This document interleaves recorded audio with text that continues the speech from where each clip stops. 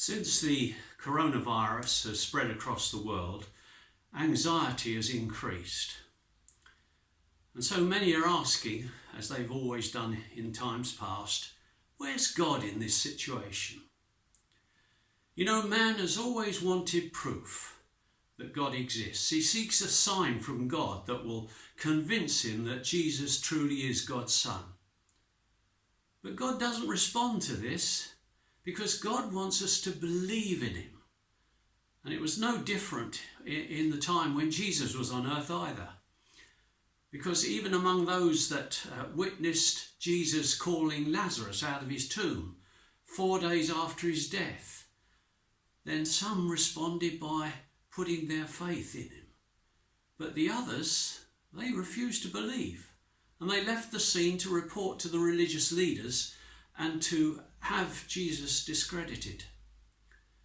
And ever since Jesus' time, except for a few rare circumstances, God has chosen not to become overtly involved in man's affairs. God has always allowed man complete freedom to choose his response to him. You know, on this subject, I was reading a book, The Jesus I Never Knew. And Philip Yancey says this. He says, "We have freedom to harm and kill each other, to fight global wars, to despoil our planet.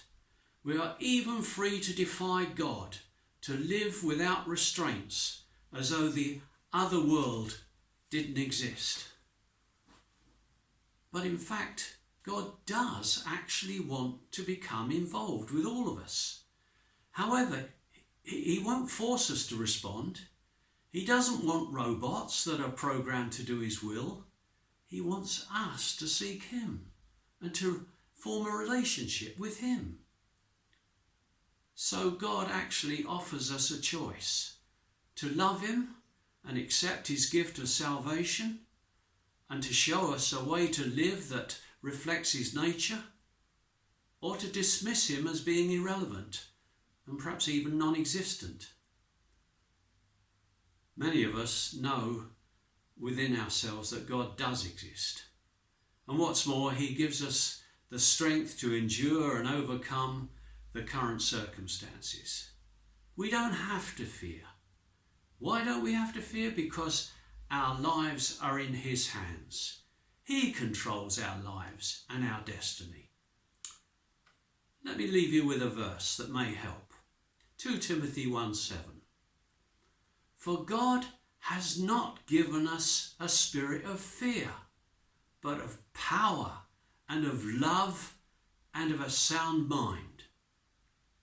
So let's kick any fear, any anxiety firmly into touch and trust him, and trust his promises too.